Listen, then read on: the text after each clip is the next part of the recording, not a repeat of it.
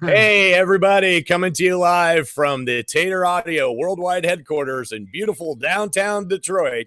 Welcome to Wrong End of the Snake. It's a webcast about audio, touring, and the relationships we have built between our road families that will be reunited soon. Tater and I have had an 18-year relationship on the wrong end of the snake with bands like Ted Nugent, Kid Rock, Slash, Stone Temple Pilots, Prophets of Rage, Iron Maiden, and most notably, 10 years with Linkin Park. Joining us is Jim Digby. He's the co-founder of the Showmaker Symposium and the Event Safety Alliance, a production manager with 3 decades in the live entertainment world, a 4-time Top Dog Production Manager of the Year recipient, and a Parnelli Production Manager of the Year award winner. Also with us is my co-host, Kevin Tater McCarthy. He's a world-class monitor engineer with over 30 years in the business, and I'm very proud to call him my friend and partner. He has 8 Top Dog Monitor Engineer of the Year awards and 2 Parnelli Monitor Mixer of the Year awards. I'm Ken Van Druten, a.k.a. Pooch. I'm front of house engineer with 3 decades in the music industry. I am a 3-time Grammy-nominated recording engineer. I have 8 Top Dog Front of House Engineer of the Year awards, and I'm a winner of the Parnelli Front of House Mixer of the Year award. Let's do a little housekeeping. Please use the chat part of the Zoom app to communicate amongst yourselves and comment. Jim will be keeping an eye on that. If you have any questions, please use the Q&A button at the bottom of the Zoom app and ask in that window. We will answer as many as possible during the hour. Please put a bunch of question and answers in there so that we can have some interaction with you guys. Subscribe to our YouTube channel and our social media. Instagram and Facebook is at Wrong End of the Snake. Our guest today is Doug KOCSIS, and Tater will tell you a little bit about him.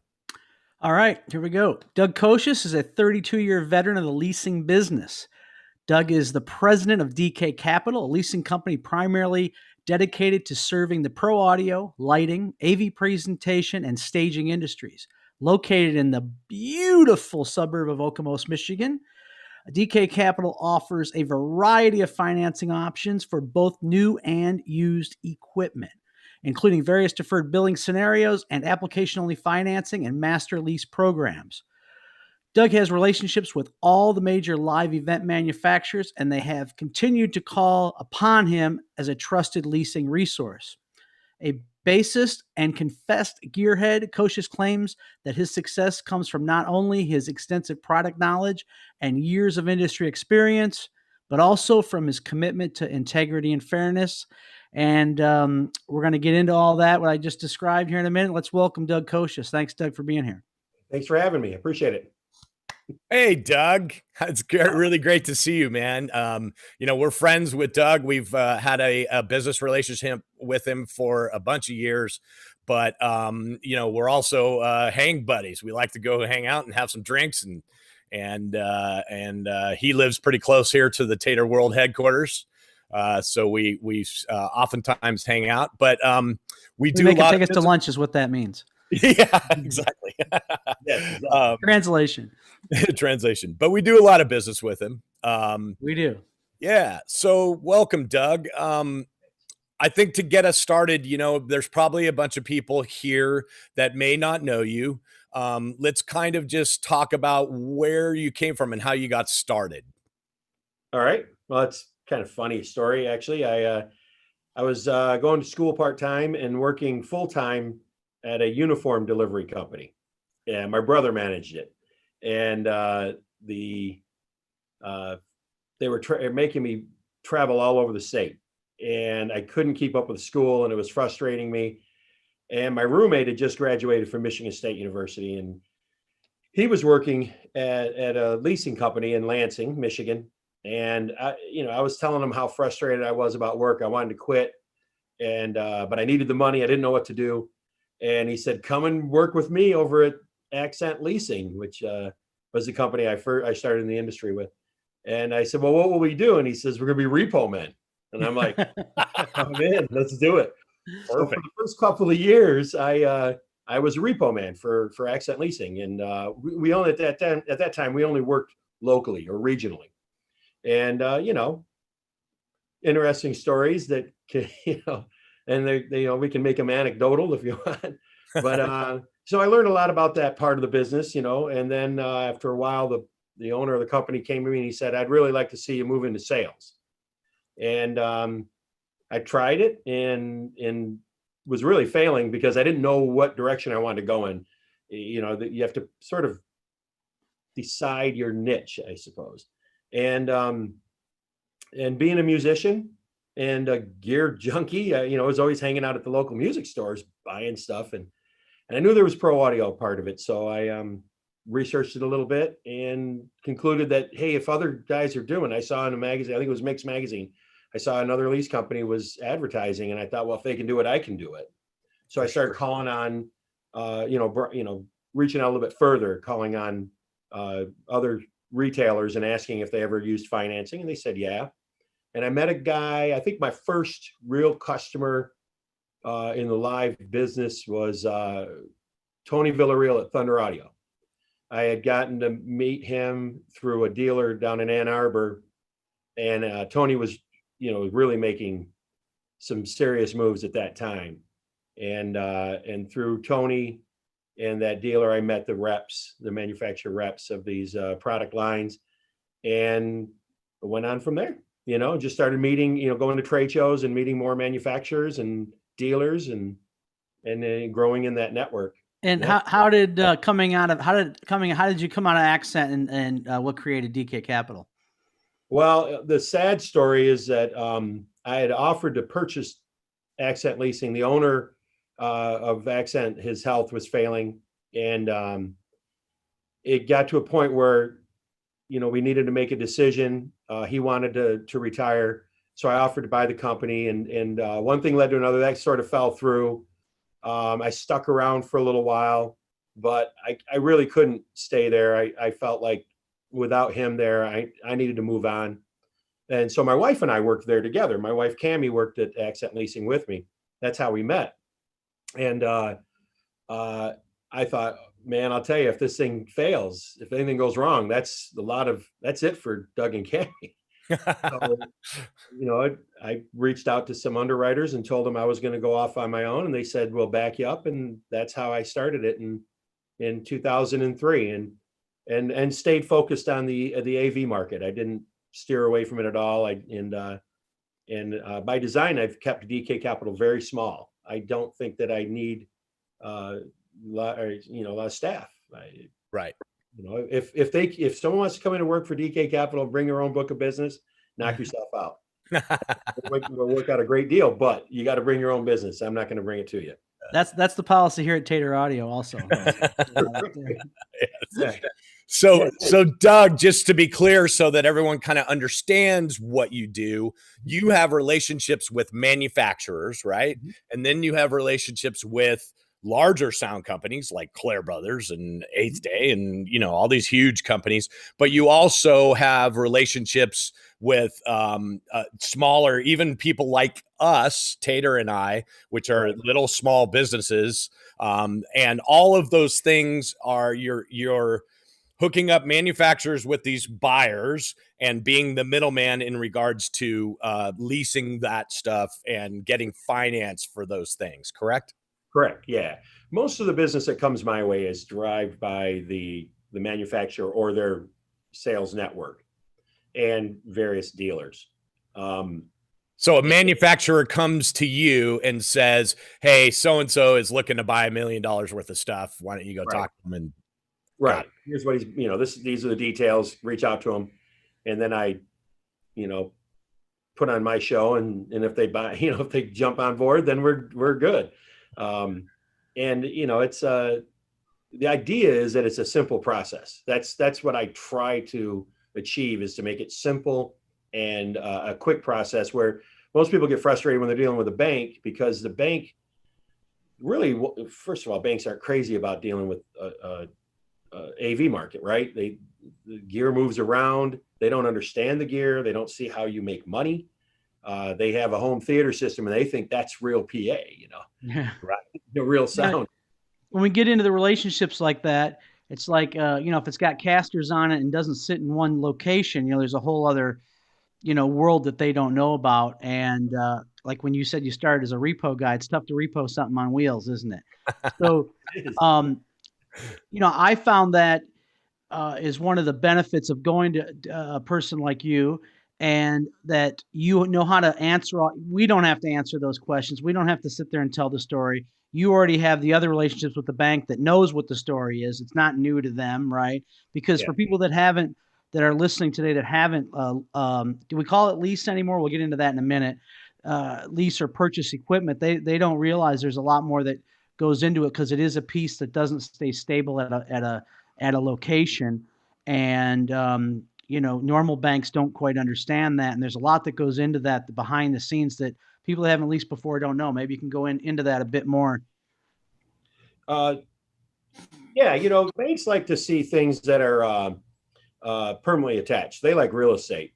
That's what they like. They know it. They like automobiles, which is dumb, right? I mean, we know that you buy a $50,000 car, it's worth $30,000 the next day. It's on wheels. Yeah. It's on wheels too. Yeah. They have more clever repo guys. That's true. Yes. But they know that. That's what every, in the bankers, the way they would approach it, I think, is they would rather finance stuff that a larger community would want. So if they look at equipment financing, especially AV equipment, they look at it as it's a very small community that might want it in case something went wrong. Right. So that's a little bit of a challenge when dealing with a bank. And the other thing is, banks are balance sheet lenders. They want to lend on your balance sheet. And if you're a small company, small to mid-sized company, you might not have the numbers that meet their criteria without throwing a whole pile of additional assets against the note. We look at it as, all right, it's $100,000 for the console. How do you cash flow it? And so we offer services that try to ease that process, So you have at DK Capital, you have your own line of credit that you can access, right? And help people out like us little guys. But you also have a relationship with a larger entity, which you obviously went to. I don't know if you have more than one, but I know that you work with a specific bank. So you had to go there and kind of sell them on this whole thing, right? Because most banks will be like, no, we're not going to deal with this. Yeah, I remember years ago, there was a company out in Portland, Oregon, and they came to us. They were one of the first sources that came to us and offered an application-only product, where they just say, here, customer just fills out an application. We verify time in business. We look at the personal credit of the owner, and we look at the bank statements. We'll give X number of dollars up to this level. And that stands true today. That's the most common way of, most of my clients use that service. And when I had to fly out there, bring, Live Sound Magazine, Pro Sound News, Mix Magazine, whatever I could bring to show them this is a mixing console.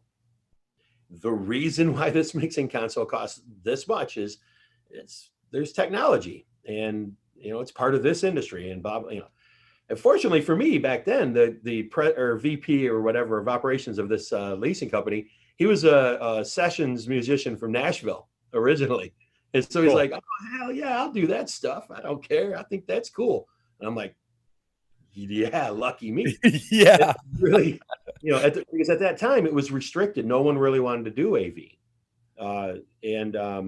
so over the years, though, more and more funders they're comfortable with it. They know that there's a big enough industry there to support it.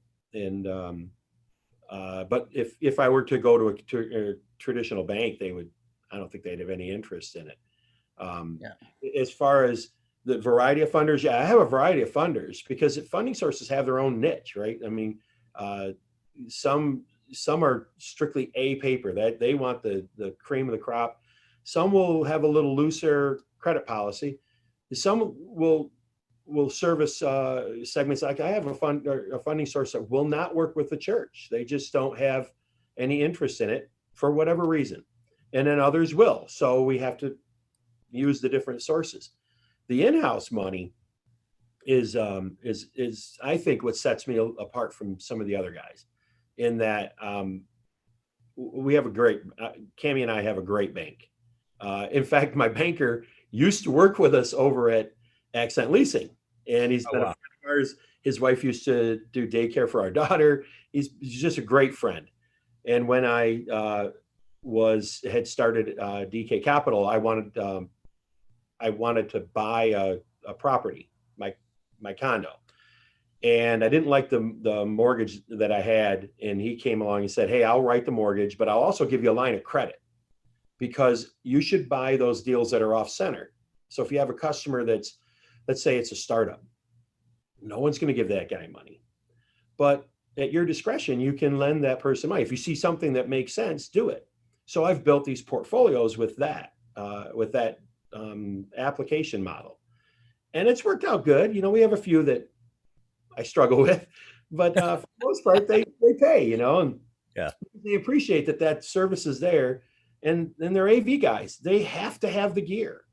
So if I'm backing a truck up, they're not doing the next gig. So they know they've got to take care of this relationship. And eventually, you know, with the idea is get them to where they're growing their company. They can stabilize their income and in their marketplace, you know, they grow that. And then hopefully their credit woes go away, and then I can broker their deal off to a third party and get them longer terms, larger credit line, less expensive money. I mean, and you're high risk. Everyone knows that if the risk is higher, there's going to be a cost associated with it.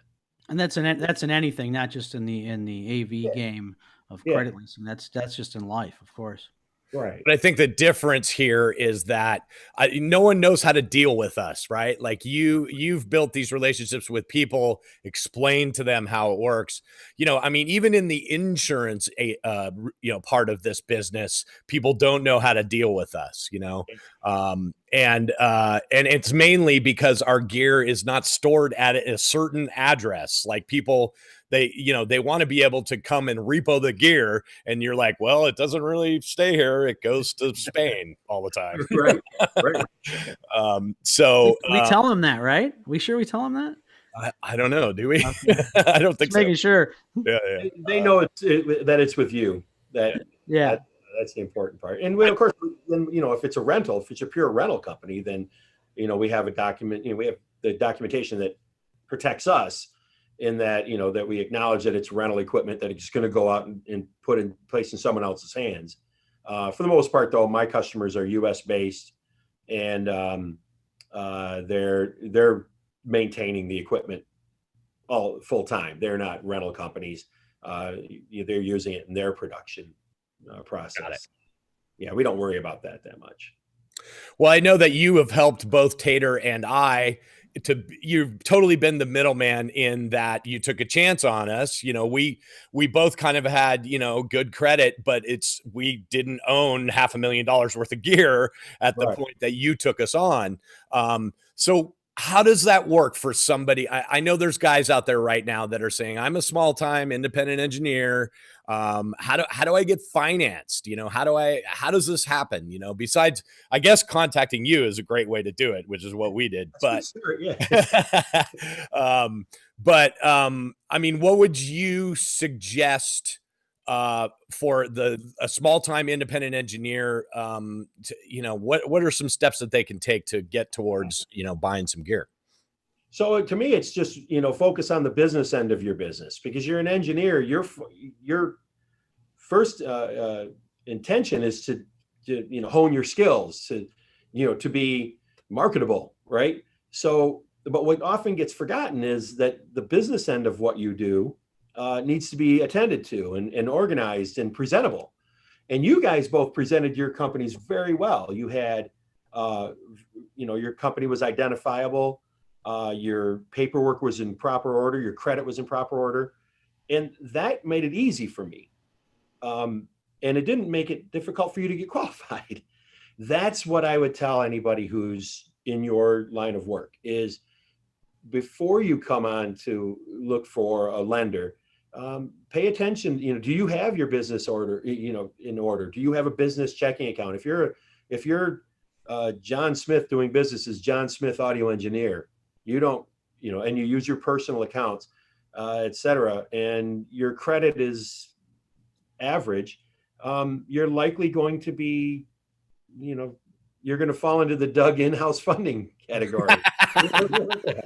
That's why it's available. Right. The 5 families funding. Yeah, I get it. And Jim is a production manager. He can tell us this also. I mean, when you're renting gear to a production, you can't just you own it, but there's a lot more to just being able to purchase it. The insurances, the storing, the maintaining, your relationship with the manufacturer to get it fixed because you got nothing backing you. But Jim will tell you that, when an engineer has their own gear, you just don't bring it and show up. There's, paperwork has to be in order to get paid properly. You can't just say, add it onto my paycheck. Now the bands don't want to hear that. They want it to be as gear rental and payrolls to be separate and all that stuff. So yeah, it's also a challenge, Tater, in that, if it's only a console rental from an engineer, there's other components that an audio company will need to fulfill. And not every audio company is inspired to participate in those kinds of relationships, which makes it difficult. And I can't, part of me feels like I can't blame them. And the other part of me says, well, if I'm the client and this is what we're going to do, this is what we're going to do. But it is a challenge to mix and match in that way when you're controlling the budget. And it is important that those who you're renting the equipment from have all, as you said, have all the necessary insurances, and that they now become the principal stakeholder when shit hits the fan and things go wrong. Right. That's the other thing. You don't have an outlet necessarily in London that I can turn to if your console crashes. Then what? Right? Correct. And to go on into that, I would say, you were a huge supporter of us and helping us get that really not only off the ground, but kept it rolling and stuff. So it does help to have somebody in the production also that has your back and can help you instead of being against you, that's with you on your side and help you keep growing and keep that going. That doesn't hurt. Thank you. No, I mean, and so what I would suggest to you guys out there that are thinking about purchasing their own gear and bringing it to a production is make friends with a vendor, whoever the sound vendor is, and try to strike up a deal with them before you approach the production manager or the tour manager. And so that way you're kind of already in a deal with that sound company. And also speak to them about, hey, can you back me up when I'm in London and my gear fails? Will you guys be able to, act like as if my console were your console? And the sell to the sound vendor is that you are opening up a SD7, for example, for them to use on another gig. So you're saying, I'm bringing my SD7, I'm going to have it for this gig. That means that your SD7 is now going to be working on so-and-so's gig. And it allows them to actually pick up other clients that maybe they would have turned down because they didn't have the gear. So that's the sell to the sound vendor. Yeah. Yeah. It becomes a communal asset pool, right? So if you've extended the resources of X audio company and X audio company gets a gig with you because they're able to go in either direction with those resources. Yeah, it's a working model. Yeah, totally. But real quick, and I know Doug, this is always a sticking point. We always call it lease, and I know it did used to classify be a lease, and there was like $1 buyout at the end or something like that. I can't remember quite what it was, but it was something odd like that. But what is it really now? Because it's not a lease anymore, is it? Not really. I mean, 99% of the deals I write are equipment financing agreements, which is really just a note, a loan, a commercial loan. From a structural standpoint, down payment, remaining term, language of the agreement, they're pretty close. The $1 buyout lease, which is really just it's a conditional sales contract. You're agreeing that you're purchasing the equipment. You're a fool if you give it back for $1. Right. Right. And even if it's a 10% buyout, there's a misunderstanding there. For years, when I first got into the business, there was only leasing options. there was not an EFA or equipment financing agreement. Only leases were available. And I thought to myself, what crazy sound guy or lighting guy wants to give back this stuff after paying 100 and whatever % in payments? And then they've got to decide whether they're going to execute a $1 buyout, a 10% buyout. They're going to make that purchase. So why don't we just do a $1 buyout? And what bank was going to take that gear back and then them have to try to sell it somewhere? I mean, they'll call me and they'll say, "Hey, Doug, we got a problem." And was that $1 really ever paid? You know, at the very beginning, when I first started doing it, my boss said, "Make sure you bill that $1." I said, "Are you being serious?" He said, "No, I'm being serious. We got a lot of deals on the book." I said, "It's going to be like, wait, we're going to make an extra $20 this month if 20 deals, finalizes. Come on, And I don't know. I still today, I don't even know if he was kidding. He had to have been kidding. But anyway, no. So I never pitched the 10% buyout. It never made any sense to me.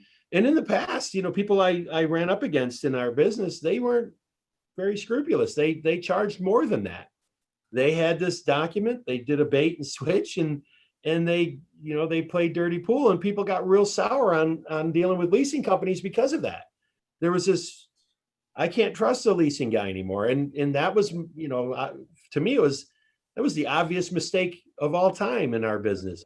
And I thought, well, how stupid are you to try and screw over a guy who agreed to a $1 buyout lease, and now you're giving him a fair market value buyout.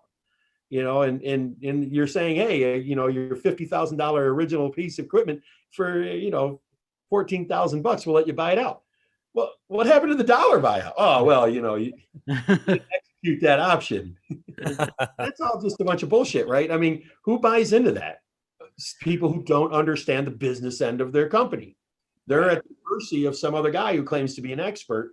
And I always thought it was a dirty pool. So I've always sold, if it was leasing, I sold it as a $1 buyout. I said, it's ironclad. You sign this form. And that was that. And then when the EFA became available, I latched onto that instantly. I said, this is exactly what my customers have to have. They can't deal with leases anymore. That's dumb. The other thing that's funny, I remember I was working with EV quite a bit when it was it Mark IV? Right? IV, yeah, when they're in Buchanan, and to get their business, man. I remember I used to drive to Buchanan with checks to hand, here's this Midas XL 200 payment, and just to try and convince them that I was serious, right? And they couldn't figure out, because we were only doing leases. They had to bill it to the leasing company and ship it to the end user. And they couldn't figure out how to avoid making accent leasing. The only way they could do it is put accent leasing in as a dealer. Well, we were kicking ass. We were doing XL4s, XL3s. They had their, hell, I financed DB Sound, part of the Rolling Stones rig. That was a huge deal, right? So at the end of the year, EV used to have this great thing where they would send like the dealer of the year off to Bermuda or something. Letter that says, congratulations, you're the. And so I can't remember the gal's name who worked there, but she was a sweetheart. I just laughed at it. I showed it to Jim, my old boss. I said, check this out. And he said, what the heck? And I said, it's a mistake, obviously, because I think they gave us a number. And so I called her and she's like, no, it can't happen. So I thought it was really funny. And the mistake was made only for like a couple minutes. The minute I looked at it, I'm like, uh-oh.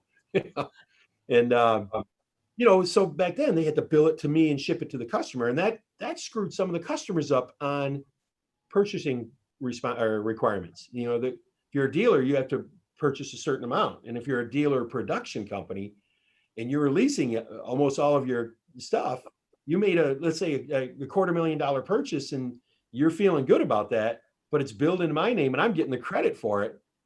That's going to tick you off. You're not going to Bermuda, You're not getting all those extra spiffs that you would be getting if you're of that volume of a dealer, right? Because it was going under your account. That's right. You're not getting a desk calendar this year because you didn't buy anything. Yeah. So, that's the EFA kind of helped that. And that's frivolous. That's nothing really. But I just think the EFA is a cleaner contract. If the equipment's actually sold to the end user, I'm just taking a security interest in the asset by filing what they call a UCC, Uniform Commercial Code. it's we file a lien with the state, and that protects us on the asset. But other than that, the contract reads very similarly to a equipment. The bulk of it's all in guarding the lender.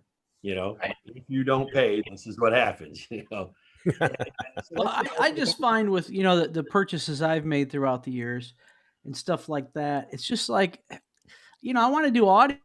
I don't want to be looking at my banks and figuring out my statement and all this other stuff, all this other minutia. I want to be doing some audio. I want to be on the road. I want it to be easy. And when dealing with you, obviously it's a company, but I'm dealing with you, right? Yep. And all those ins and outs. Hey, he's probably got a show at 8. Don't call him at 8. We're gonna wait. We're gonna wait till the next day. All that stuff to make it go smooth, and don't need to do all extra communications and all that kind of stuff. How to get taught. And if it's a question that I would think normally a company, if you went to your bank, they'd say, "Oh, can you call whoever you're getting the gear from, Digico, let's say, and can you get this form or that form?" Where you're doing all that work because you're strictly in this business, and of course everybody at those places. Right. Yeah, absolutely. That's the importance, in my opinion. If you're going to specialize in servicing an industry, you have to have that quality, I suppose. You have to be willing to make it so that you, the end user, aren't burdened with this relationship. If you have a problem with billing, you have a problem with anything, I think it's important to call on me to help. Yeah, and we also have, like, let's say you're on the road and you have to deal with these kind of, somebody needs a form or a money issue or something like that.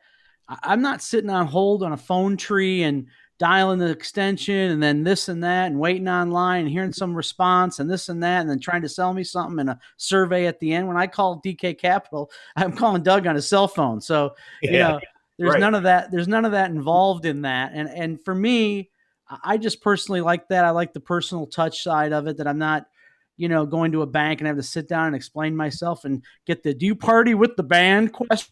You know what I mean? Right. Do you get to meet those guys? Yeah. And all those kind of questions that are like, let's just get over. You don't have to do any of that. It's already, and then you're at NAMM, you're at all the shows. It's not like you're just sitting there in Okemos, which is gorgeous. It's no offense, but you're going out, you're doing the business, you're meeting the people, seeing your previous clients, getting new ones at the shows we go to and at the places we're at. Yeah. That's important. And I think if any service provider like myself, if I'm servicing the machine tool industry, if I don't understand what makes this brand different than the other brand, then I'm just a guy. There's no value in unless I come in and just say, by the way, I print my own money and it's so much cheaper than everybody else. So, that's my value. Don't worry about what I know. And I modeled, when I decided on opening DK Capital, I thought, well, how do I want to do this? Do I want to do this and have a staff of backroom people and a sales team and an administrative team? And I thought, well, let's see how it goes. My wife had already, she's the back room. She's the admin part of Accent Leasing. So when I left, Cammie left as well shortly thereafter. And so I had my admin department, and I did at one time, I brought in someone else to sell because they were more involved in the transportation business. And he said, boy, I'd really like to go after, do what you're doing for trucking. And he found that it's not easy. So he bailed out and went back into the trucking business, in fact. And so I just concluded, I said, look, I was trying to create my own business plan. Do I want to, so now I've been around for a few years. Now do I need to add things? And I decided not to. And some people criticize or might have an opinion that, well, if you're a one-man shop or a small company, you're not going to be able to take on any certain amount. You're going to be limited on what you can take on. And I disagree. In today's age, you can do so much work with such little effort. When back in the day when, you'd have to manually write out contracts, FedEx them to the customer, And then they'd have to manually sign them, FedEx them back. Then you'd have to sign off on it, FedEx it to the bank. And it would take 5 days to close a deal. Now we DocuSign. Right. Right. Even the down payments on an ACH draw, the customer doesn't have to do anything except for be prepared to say, yep. And it's done. You get $250,000 just like that. It's a little scary. Yeah. I mean, I live in Texas, and I'm most of the time in Texas. I do come up here and see you, but the point is I don't need to be close to you. We happen to go out and have lunch and have a good time, but we could have done our deals totally over the phone and over the internet. Yeah. So if you guys are looking to do that, it's easy.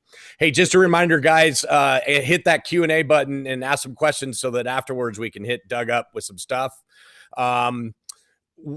Let's talk a little bit about now, because I think that's what everybody wants to hear is what is going on in our industry. And I'd just like to say, for people that don't know Doug and are listening, Doug deals with like engineers like us, regional companies, international sound companies, and they're all talking to him. So Doug really has his finger on the pulse of what each one of those smaller to bigger segments of what's going on, those people are talking to him. So he really, when he is going to answer these questions, he's heard from a lot of different resources and people that are talking to him. So sorry, go ahead. So what is the state of our industry besides the fact that we're not working, obviously, and so everything is stopped? What are the financial, like, what are the banks looking at our industry and saying, we need to, repo all the gear, or what's happening with that? That's a good question. They're not feeling that way. The banks are feeling as though, they understand that the entertainment business has been dramatically affected by this COVID-19 and the lockdown element. And what they don't know is how long it will last. We don't know how long this will last. What's been fantastic about any funding source that I work with is their willingness to accommodate the customers who are in tough shape. When you have you're anticipating a strong summer, and I had customers saying 2020 was going to be my biggest year, and then it became my worst year ever. Our underwriters are, and I am, sympathetic and compassionate about that. We care that these guys are on their ass right now, and so we're deferring billing. We're helping in that manner, and how long that'll last, I don't know. It's hard to say how long a customer is going to need relief. I've had customers tell me, look, I've got trucks, so I'm doing trucking for other people right now. That's supplementing income. I've encouraged from day one, when this thing hit and I heard that there are no concerts, there won't be concerts. And when, talking to Tater about the Iron Maiden, and you were like, well, they're canceling dates one after another. That led me to think, you know what, we better be prepared. And I was telling customers, look, you're dealers. Quite a few of you guys are dealers of equipment. You better put your selling shoes on, because if you're not doing shows, you better be willing to get out there and pitch selling systems to churches, performing arts centers, schools, et cetera. And don't forget, offer my service. What's the difference in, we're just going to change roles. I'm going to pay you instead of you pay me. And some people are jumping on that. They're doing it. And, but it's hard. It's emotionally draining for some other guys. But yeah, I think our funders and myself included, we've all been very willing to just back off and either, take interest only, or if people just can't make any payment, we just say, all right. Now, what I find weird, and I'm going to say it not on a business side, I'll say it more on a personal side, what I was seeing on social media, I saw a lot of people. Hey, shout out to Tony Villarreal right now from Thunder Audio. He's giving me a call. I'll call you back in a minute, Tony. Thanks, Tony. He's not watching. That's kind of weird. We mentioned him, and there he is calling me. He's not watching. So anyway, he's not watching. Where I was going at was kind of a serious subject. I saw a lot of I don't want to say roadies, I'll say people in the entertainment industry taking, I don't want to say it, taking charity money, taking unemployment and all that stuff in March. Okay. And I thought, March, what happens 6 months from now? Because unemployment, I think, only goes for so long. You take it from a charity, they're not going to give it to you every month. I don't think. And I'm thinking, you're taking it in March. How can you take it in March? We haven't even started this thing yet. And it's going to go all year, or at least till after summer. So were companies doing that also? Yeah.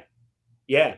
We're at the phase right now where some of the customers that I deal with did the same thing. March, they were like, Doug, I've got all my festivals this summer are canceling. I'm not going to be able to make payments. And so we put them in contact with the underwriter, and they immediately took on the deferred billing that they were offered. They took 90 days off. So, okay. So sorry, I don't want to move your point there, but they were offered the 30 days or 90 days. Yeah. Well, I got to tell you, is that not 90 days up now? And how many times can you go to that well now that you need another 90? Well, that's entirely up to the underwriter. I mean, I suppose I'm going to be asking questions when my customers get to that 90-day point, or on that 120th day when that bill's due. I'm asking the customer, okay, do we have to carry this on? Because and of course we have to explain to the customer that the clock is still ticking. So pay attention to that. And if you can manage to make the payments, do it, because you're getting rid of that debt. You're carrying on that pay down of the debt. But if you string it out, then note that the clock does tick, and you don't want to be in a position where you're stuck in a hole. Well, I do know you had given me some great advice when we were talking about people taking money in March, and we were like, wow, I mean, okay. But you said to me, man, you got to wait as long as you possibly can, because you might want to take those deferments and have them when you're already back making money. And I thought that was really smart advice, because then you've taken them, then you don't have those bills, and then you're really stockpiling it, and then you're kind of okay again. Now, obviously it hasn't come back yet, or maybe for some people, some stuff has, but I thought that was really, really good advice, and I appreciated it. Yeah. And, I'm thankful for everything I have, and luckily, knock on wood, I'm okay. But, that was great advice then. I just don't think a lot of people were heeding that. I know you were spreading that word. Yeah, I was trying to, but at the same time, you hear the voice of these customers that's a lot of stress. If you get guys who've been in business for several years, and all of a sudden in one day, within 1 month, they're looking at a year of nothing, and that's the knee-jerk reaction is justifiable. It's understandable. So at the beginning, I was just thinking, whatever we can do to accommodate. And after a little while, probably about the time that you and I were talking about that, it really dawned on me that maybe it makes more sense to hold off on taking this offer, get into when you might really be making money. Like, for instance, here in the North, your busy season, your big receivables time frame is coming up. But if you were taking deferment early on, hopefully you didn't put yourself in a tough spot when you're normally used to having a bunch of money coming in, and then you don't, and now you have a big payment. So anyone who hasn't taken deferred billing, whether it's with their bank or with a leasing company, like you said, Tater, hold off as long as you can, because what happens to those people that defer and then defer again, and then we're still not working? I can't see that an underwriter wants to go collect a huge sound company's bunch of gear. And by the way, who are they going to sell it to? So that's a topic of discussion right now in our industry. I would suppose, in my few conversations with my underwriters about that, I just don't think that they have a plan. They're building plans as they go because this is unprecedented. We don't know. And yeah, we don't want equipment back. We never do. Right. But at the same time, we can't prolong if it's inevitable. We just can't prolong it. So I think what the most important thing is, and my advice to the customer is, keep organized, be frugal, be prepared to have to take on that recurring debt. If the lender can't carry on with not billing, be ready. Yeah. And especially if you're a regional, right? Because if you're a regional in Florida, you can postpone stuff till October, November, December. You're a regional up here in Michigan, those outdoor shows are by September, October 1st, you're shut down, and it's not till next year because you can't do any outdoor shows, or your festivals aren't going to be out in the middle of 6 feet of snow. So it does. I'm sure the region has something to do with it too. Totally does. Yeah. And, again, I think that we're going to learn more when we get, right now, we're just through that first phase of a 90-day deferred courtesy. Yeah. Now we're getting into it. So we're going to find out. We don't know. I don't want to speak on behalf of the underwriters that I work with because it's their decision. For me, I'll make my decision. But like I said, for my deals, I'm talking to the customers each month. I'm trying to talk to them each month and say, okay, I'm going to draw this much. Are we still doing this, or shall we get back to the full payment? And that'll help me gauge whether they're getting back to work or if they found another resource of income. And some guys are doing that. They're going out getting jobs other places temporarily, and or taking the unemployment, and surviving on that. Yeah. And a little shout out. I mean, First Federal Bank is one of your lenders, right? We'll give them a shout out. We love First Federal here. I think one of their first clients is an awesome company, and the owner's a little bit of a dick. And but other than that, is a dick. I think it's a solid company. But First Federal and you and your lending sources, I got to say, were first on the bandwagon of not making it hard and fully understanding what this industry was going through, and they were being awfully gracious with their time, money, and understanding. And we love First Federal anyways, and that made them even a step higher, because I only want to deal with people like that understand, know where you're coming from, not just get caught up in a phone tree and then it doesn't matter. Your payment was 1 day late. You know what I mean? Yeah. And, me personally, I can't speak for everybody. First Federal has treated me great. And along with your guidance and steering us there. So throw a little shout out to First Federal they've been great for me for sure. Yeah. And all my funding sources have been great. Like I said, I did not experience any single funder turning their back on customers when they were experiencing hard times, even prior to COVID-19. If I had customers that were in a tough spot and they called and said, man, I'll tell you what, I lost this big contract or whatever.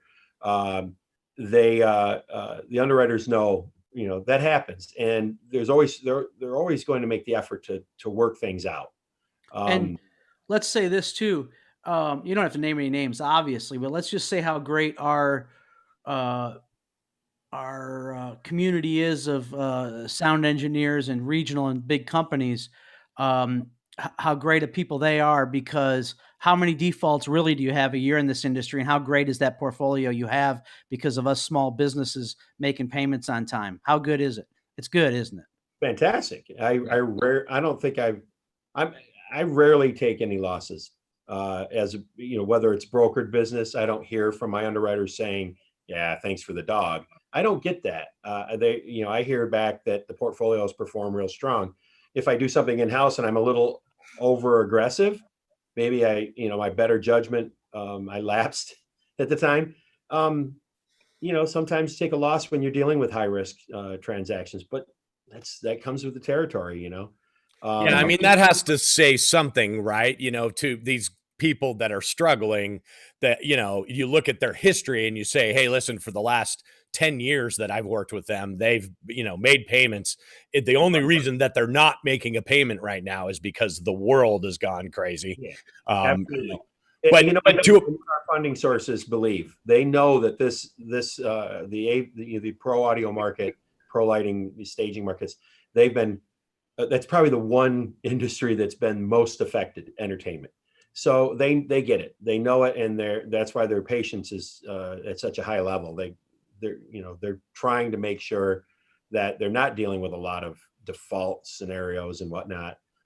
So again, every week is different.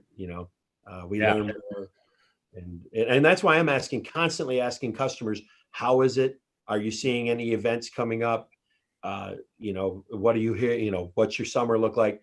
And yeah, for the most part, it's not great news. But recently, I've been talking with customers, and they're saying, "Hey, we're actually getting events. We're getting phone calls again," and that's good. That so time will tell. I say this all the time. Every day feels like a week right now. Yeah. And it drives me crazy to come into the office and not have that busy feeling of I'm working on deals. I have to, I've got this on my schedule. So it makes the week feel like a month, and you get frustrated with that. And then you just have to hold on to it and focus. And if you need to have income, you got to find some way to get income, Yeah. So I think that the people that are in trouble now are obviously the ones that had maybe overextended themselves a little bit and have big notes right now, and with no way to pay them, they are gonna start dropping off here soon. I don't know, maybe Yeah. because a lot of these guys, I think a lot of the my portfolio, the customers utilize services from companies like mine, and as long as our industry is willing to accommodate, that should help them get through. But I don't think that there's a lot of extra borrowing going on. So and of course, if it does sink, if the lack of income is probably going to be what sinks the ship more than anything. And again, it goes back to how business minded are you? Are you going to sit in a corner and weep because the industry's down? If you are, you're going out of business anyway. It doesn't matter. Yeah, right. I better stop immediately. Let me ask this question, because I've thought this myself. I hear all the time, and this isn't really pro audio related, but I hear all the time from the home lenders, from, let's say, your credit cards, whoever, take a month off, take 6 months off, and do this, do that, and do this, and it's fine. It won't affect your credit, blah, blah, blah. But I just have a feeling that, no, it might not affect your credit, and they don't report you, but is there going to be an asterisk next to your name? Yeah. Well, remember, the clock is still ticking. If you run your credit card up to 30 grand and you got 6 months of no payments, that interest is still accumulating. They're not doing it for nothing. Yeah. So they're not turning you in. But what I always think, it's like, okay, yeah, even if you're able to, I bet there's people that even able to make payments that are taking the 6 months off just because they can, right? Just because you can type in a computer, I need it, and you get it. So, but what I'm saying, that I think when you go to get credit again, I think there'll be an asterisk, and I hope the people that didn't do it don't get an asterisk. And hopefully we can, instead of just saying it's 5%, have some confidence to go at these people and say, no, you know what? I made it through this, and I want 4%. And I hope they listen. I disagree with that. I at least speaking on, from my chair and my funding sources, I'll speak on behalf. I'm hoping I'm right. If any of my funding sources are watching this, they might call me and say, "Hey, shut your mouth, man." But I don't think that we would put an asterisk next to a name, because we don't see this as an intentional default or delinquency. We see it as a holy shit moment. That what is happening right now? Right. And so we can't discriminate. We can't impose any difficulties or judgment on people who are blindsided by this as much as we are. So I don't think that'll happen. I mean, default is default. That is a hard pill to swallow as a lender. So at all costs, try not to default. That's my best advice. I've had people who've called me and said, "What's the payoff? And is there a way to get a bigger discount in the payoff?" I can't make that decision on behalf of the underwriters, but I encourage them, ask that question. And I've heard back from some that said, yeah, they were willing to play the game. They cut me a better deal. So I paid it off. And that's smart. That's, again, another option. This person, that if in the long run, if this carries on for another 12 months or 9 months, you're not going to be able to sustain that $1,500 financing or EFA payment. So get rid of the debt. You've got the money, do it, minimize. That's how I live my life. I try to stay out of debt as much as possible, even though I'm in the lending business. I don't disagree with borrowing money. I just choose not to, because I know in my line of work, I'm as trendy as you guys are. If it's good, it's good. If it's bad, it can be bad. And so I don't spend beyond my means. That's good advice for anybody, I suppose. Any dad is going to tell their kid, don't spend more money than you got, and that's good basic advice. So what I hear from you, Doug, because we're coming to the end of this, what I hear from you is kind of optimism, like that the financial lenders are aware of how unprecedented this is for our industry. And it seems like maybe the underwriters are also aware that we're going to be the last ones to go back to work. So they have to be able to have some sort of plan to deal with us as an industry that is going to be, our not earning money is way longer than what most other people that they're lending money to. Yeah. But it sounds like that coming from you, that maybe they're aware of that and they're trying to help in any way they can. Totally aware of that. They're totally aware. They see the change in incoming business, obviously, and they're trying to prepare themselves. That's the one bit of information I don't have to share. I don't have anything that I can say, hey, by the way, this is what's going to happen. Yeah, right. We wouldn't expect you to have the crystal ball and tell us. I have one bit I can share that it's the honest to God's truth and will definitely happen, that next year your taxes will be much easier to do. Guaranteed. We're all going to be doing 1040 easies. Yeah. No more schedule. No more Schedule C next year, man. One highlight of all this, my taxes are going to be a breeze next year. Yeah, the industry that's going to take the hit next year is the CPA business. Those guys are I don't need you, man. I'm doing the one-page thing. Oh, that's awesome. Well, Doug, hey man, thanks for coming. We really appreciate it. I appreciate it too, man. Let's give a shout out to our next week's guest, because he's also a longtime friend of Doug's from years back. Yeah, absolutely. So next week is James Gordon. He's our guest on Long End of the Snake. He's if you're an audio person, James needs no introduction. He's the CEO of Audiotonics, which is the umbrella for some of the largest manufacturers in the audio industry. That's Digico, SSL, Calrec, Klang, and Allen and Heath, all under one umbrella. And James Gordon is the CEO of all of that. So tune in next week. And also he's just a really great guy to hang out and talk with as well. So we're looking forward to that. And, so thanks again, Doug, really thanks for coming. And we sure do appreciate it. And, if you guys have any questions, it looks like we don't have anything in the Q&A, but, maybe email me. If you have a question, we'll try to get it to Doug, but, all right. Thanks a lot, guys, for coming. Appreciate it.